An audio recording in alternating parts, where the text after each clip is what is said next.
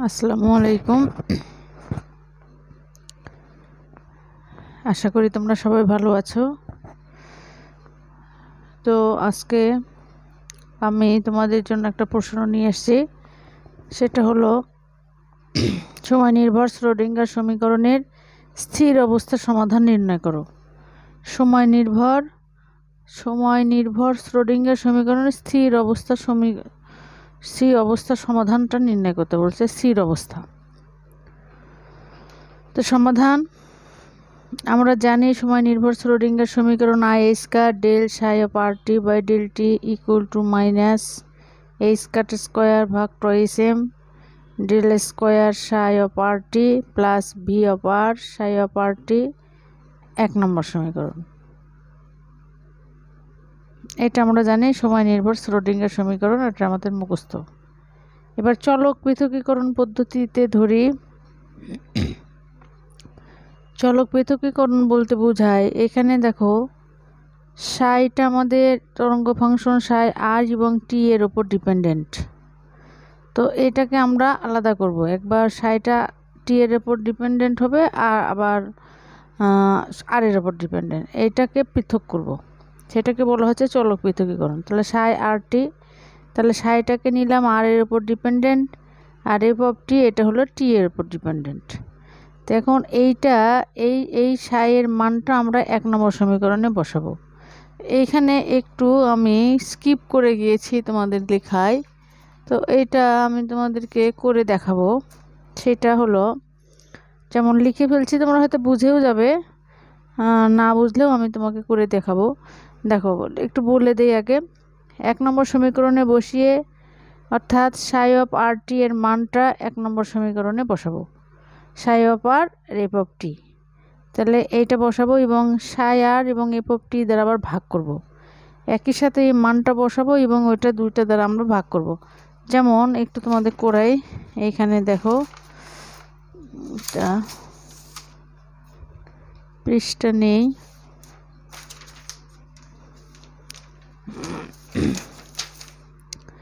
আমি তো এটা লিখছি, তারপর আবার লিখছি। দেখো আই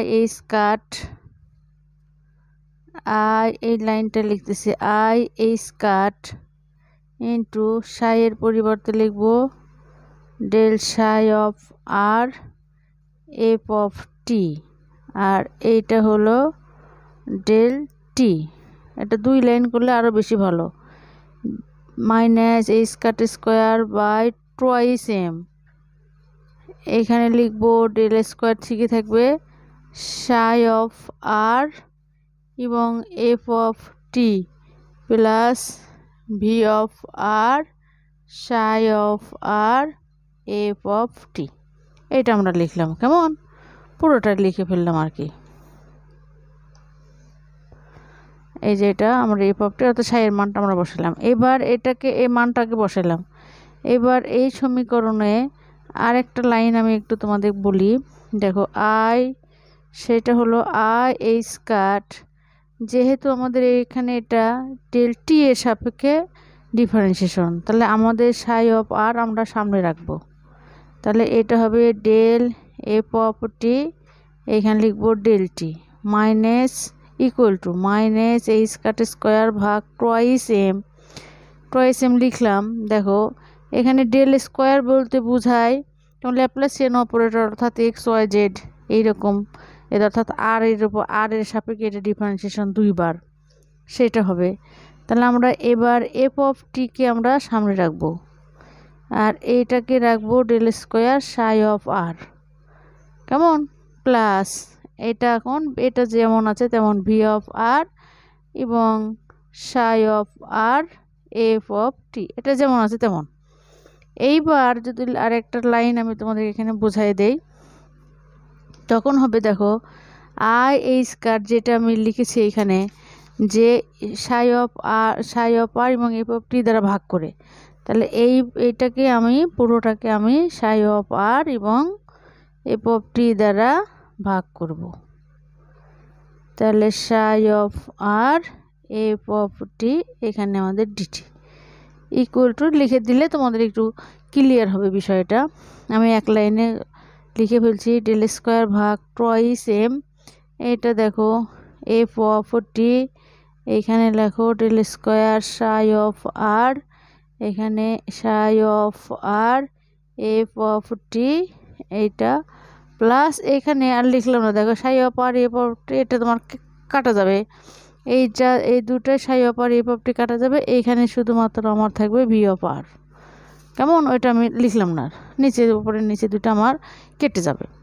এবার দেখো এই সাই অফ আর কাটা, এখানে এফ অফ টি কাটা, তাহলে এটা থাকলো আমার আই এই square del f of t, এখানে f of t del t equal to minus এই স্কয়ার বাই টুয়াইস এম, এখানে 1 বাই সাই অফ আর, এইটা হলো del square psi of r plus v of r, এই যে এরকম। তো এই জিনিসটা আমি আবার এখানে এক লাইনে লিখেছি, দেখো একই ভ্যালুই আমার আসছে। এই দেখো আই এই স্কয়ার এফ অফ টি, এইখানে আছে তোমার del f of t del t minus এই স্কয়ার, এটা ভি অফ আর।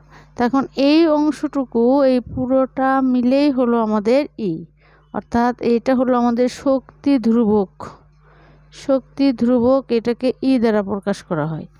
তাহলে আমরা এবার লিখলাম, দেখো এটা এখানে লেখা আছে, দেখো ই লিখলাম শক্তি ধ্রুবক, এখানে লিখে দেখি যেখানে ই ইকুয়াল টু লিখে রাখি শক্তি ধ্রুবক,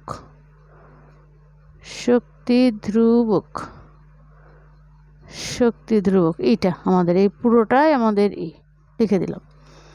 তাহলে এবার এই আই স্কয়ার এটা এই পাশে গিয়ে ভাগ হয়ে যাবে, তাহলে আমার এখানে থাকবে ডেল অফ এফ টি, এই এফ অফ টি, আর এই ডিটিটা এখানে এই পাশে যাবো আমরা। তাহলে এই পুরোটা যদি আমাদের ই হয়, এই আই স্কয়ার এখানে ভাগ হবে, আর ডিটি আবার আমাদের এই পাশে আসবে। এবার এই পুরো সমীকরণকে আমরা এখানে লিখি সমাকলন করে পাই,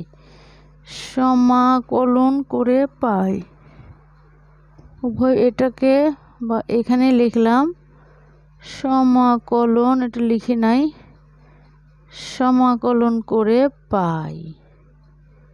তাহলে সমাকলন করলাম টি এর সাপেক্ষে, হ্যাঁ 0 to 2, এটাও 0 to টি, এইখানে টি আছে আই স্কয়ার টিটা দিলাম এবার। তাহলে এইটা ডিএফ ডিটি, এইটা আমাদের ln f of t 0 to t, এইটা আমাদের ডিটি, শুধুমাত্র ইন্টিগ্রেশন করেছি আর কিছু না।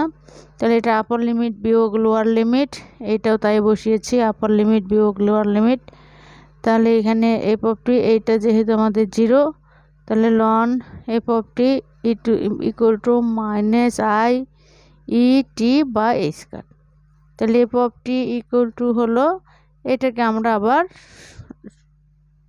করলাম লন তুলে দিলাম, আমাদের এটা ই এর পাওয়ার হিসেবে আসবে। তাহলে f of t equal to e to the power minus i e t by a square. তাহলে এটা হলো আমাদের এফ অফ টি এর মান, এটাকে আমি একটু বক্স করে দেই। তাহলে এফ অফ টি দেখো এখানে আমাদের এই যে এফ অফ টি আছে, তাহলে এই 2 নম্বর সমীকরণে এফ অফ টি এর মান যদি আমি বসাই দেই, তাহলে আমাদের হবে, দেখো 2 নম্বর সমীকরণ হতে পাই, এই 2 নম্বর সমীকরণে সাই of r T Sai R f of t এখানে আছে, সেটার পরিবর্তে exponential e to the power minus i e t by square, যা সময় নির্ভর শ্রোডিঙ্গার সমীকরণের স্থির অবস্থার সমাধান। এ পর্যন্ত তোমরা লিখবা। এটা তোমাদের দেখলাম একটা কোশ্চেন আসছে, যেহেতু আগামী পরশু তোমাদের পরীক্ষা, সেই জন্য এটার আবার সমাধান আমি দিলাম। তো আজকে এ পর্যন্ত, ভালো থেকো, আল্লাহ হাফেজ, ভালো পরীক্ষা দাও এই প্রত্যাশায়, গুড নাইট।